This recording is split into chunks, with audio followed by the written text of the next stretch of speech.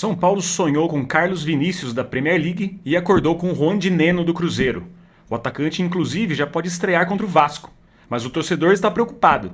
A contratação de Dineno pode frear o desenvolvimento do Rian Francisco?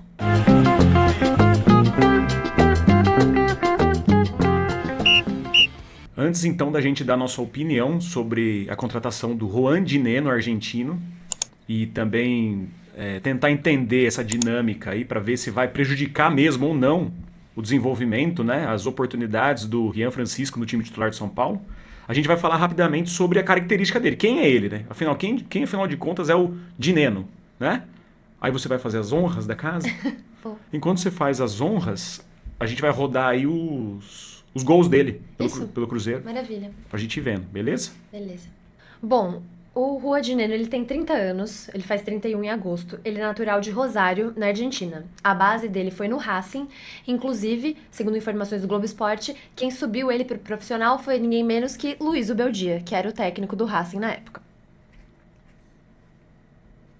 Incrível, né? O que vai?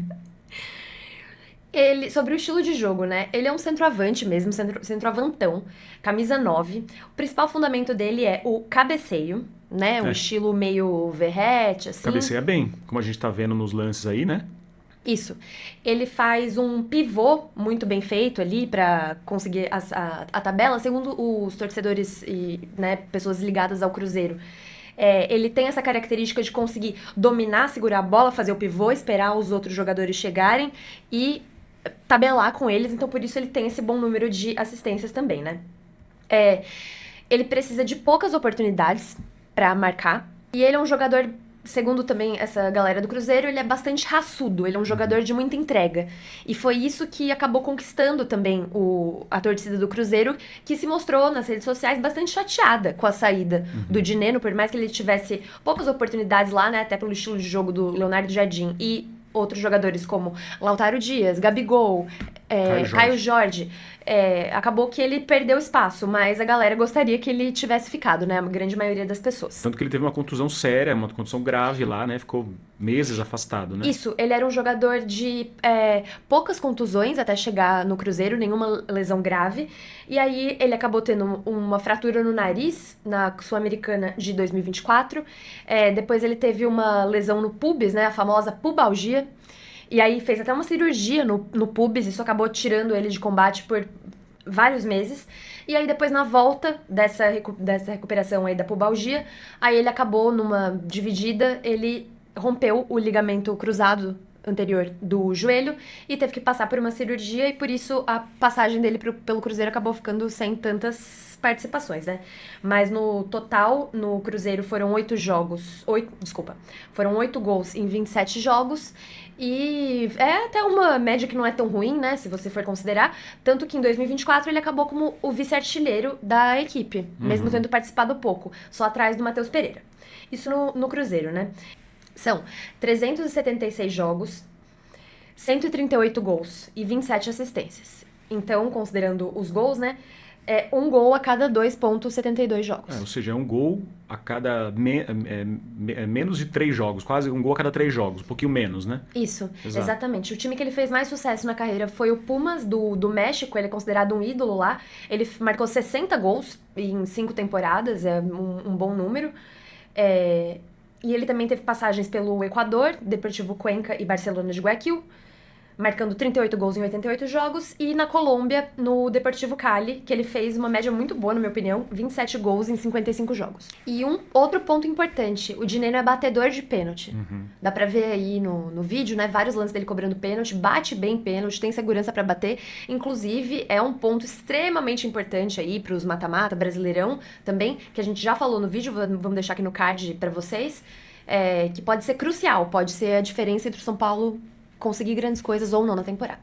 E o São Paulo, então ele rescindiu o contrato com o Cruzeiro, e aí o São Paulo contratou ele até o final de 2025, podendo estender esse contrato aí caso ele alcance metas, né? Perfeito. O salário, segundo a apuração dos colegas da imprensa, giraria em torno de R$500 mil por mês. É aquilo que a gente tava falando, com as saídas aí do Igor Vinícius, do Lisiero, com certeza abriu esse gap aí para poder encaixar o salário dele, né? Sim, eu acho que ele pode se dar bem no São Paulo, porque diferente de outros anos, o São Paulo tem jogadores que podem fazer essa bola chegar na área com mais qualidade. E ele tendo essa função do cabeceio como o principal fundamento dele, e precisando de poucas oportunidades também para fazer o gol, né? Um time que já não cria tantas oportunidades como é o São Paulo, eu acho que pode ser uma boa, sim. E bem alto, bem raçudo. O São Paulo precisa, né, dessa vibração. Dizem que também é um cara muito bom de grupo, se dá muito bem com os companheiros, entende a importância da camisa que veste, enfim, por isso, como eu disse, ele acabou conquistando o respeito dos torcedores do Cruzeiro e eu acho que tem boas chances de conquistar do São Paulo também. Tá, e a pergunta que não quer calar, que eu quero que vocês também participem, né?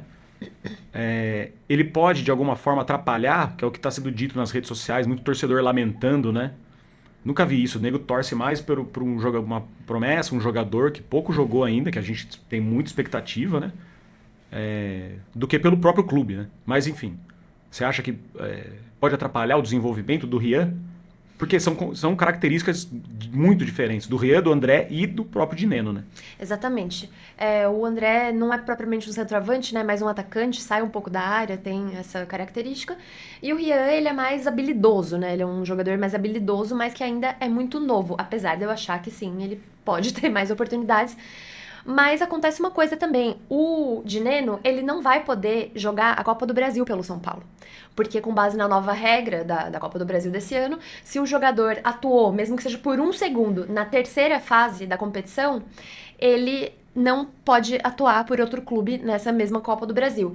E ele jogou, né, alguns minutos no jogo do Cruzeiro contra o Vila Nova, que foi pela terceira fase. Então já é um campeonato que, de repente, se o São Paulo conseguir avançar e do Atlético Paranaense, poderia, sim, dar algum tipo de oportunidade para o Rian num campeonato que é importante. Seria unir o útil ao agradável, aquilo que a gente está falando. São Paulo ele tem que dar prioridade. E a Copa do Brasil, ao meu ver, é a terceira prioridade. Então, assim, nada melhor do que nesse momento, nesses jogos de Copa do Brasil, colocar o Rian para jogar. Já que esse reforço não vai poder jogar, então já cai por terra um pouco, né? Porque o Rian pode sim ter oportunidades. Por mim, eu faria um expressinho. O expressinho tricolor, fazer uma reedição do expressinho tricolor na Copa do Brasil. Colocava Mike para jogar, colocava Rian. Eu já falei isso, o Paulo deveria ter feito isso desde o começo. Exatamente. Mas então é isso, ele não vai anular, né? Na nossa opinião, então. E ele tá recuperado, né, das lesões, ele tá pronto pra jogar e tudo mais, como você falou, talvez ele estreie até contra o Vasco, por isso a pressa do São Paulo, né, em já adquiri-lo e registrar no BID e anunciar e tudo, vai depender do Zubeldia se coloca ele ou não contra o Vasco. E, enfim, ele tá recuperado da lesão que ele teve, mas fica também meio uma incógnita. Talvez ele tenha outras lesões, ou seja muscular, seja por falta de ritmo de jogo. Pelo amor de Deus, não tô torcendo pra isso não. Só tô trazendo isso como uma possibilidade até factível ali. E aí, de repente, pode abrir sim o espaço pro Rian. E outra coisa, eu não sei, você não vê nenhuma sinalização do jogador ou do seu staff, no caso do Rian, né? Pra que, não, ele vai sair do São Paulo, fica ameaçando, igual, por exemplo, o pai lá do Gerson do Flamengo, que toda hora tá na imprensa, que não tá satisfeito. Não é exatamente isso que tá acontecendo. Parece muito mais figuras, tipo, do Twitter e figuras alheias aí, que ficam mandando o Rian embora do São Paulo porque não tá tendo oportunidade. Calma. Vamos ver o que vai acontecer, não vamos botar a carroça na frente dos bois, porque o Rian pode sim ser importante, ficar sendo ali relacionado, adquirindo essa vivência, né? Também com o profissional que ele acabou de subir. Então, muita calma. E é isso. Precisa as pessoas estavam falando. O Lucas Moura ganhou a Copinha em 2010 e foi estrear no segundo semestre. O Rian ele é muito magrinho, muito franzino, ele precisa ganhar corpo. E são características de jogo diferentes. O Rian pode ser um segundo atacante. Jamais um atacante trombador. Jamais. Não é o perfil dele. O André, ele é um atacante também de último toque na bola, mas ele não é um trombador, já é diferente. Ele já é um cara mais de combate ali, de velocidade e tal. Ele sai um pouco mais da área. Sai um pouco mais da área. Então, assim, dependendo da circunstância do jogo, ainda mais numa Libertadores, ou no próprio Campeonato Brasileiro, um jogo complicado, você vai precisar jogar bola na área. Aí você vai precisar de um cara desse. Eu acho que tem espaço para todo mundo. Ou o jogo tá meio complicado ali precisa de mais um homem ali pra tabelar, pra estar ali como segundo atacante. Hoje o Luciano faz isso. Esse cara pode ser o Rian também, pode ajudar, como ele ajudou contra o Tadieres, né? Ele fez ali a... Exatamente. Então, assim, eu acho que não vai anular, não vai impedir que o Rian tenha chance, não. Até porque, cara, é aquilo. Tem cartão, tem lesões pequenas. Perfeito. Você vai ficar só com um atacante? Vamos supor que São Paulo não contratasse ninguém, nenhum atacante agora. Você ia correr o risco de, em alguma eventual suspensão de um dos dois atacantes, ficar só com um jogador para utilizar. Aí ia ter que recorrer a outro menino da base que você nem sabe. Exatamente. Então, assim, o grande medo dessa turma, que eu tenho, né? Que essa turma não parece que não enxerga, e que a gente já viveu São Paulo, a gente é vivido, a gente é de longe, é que esses jogadores, com 2, 3, 10 jogos, sejam taxados como imprestáveis, como foi o Ademilson, como foi o Juan, que ninguém queria ver pintado de ouro. Tem um monte de centroavante aí, de atacante, que depois o próprio Antony, a torcida já não aguentava mais.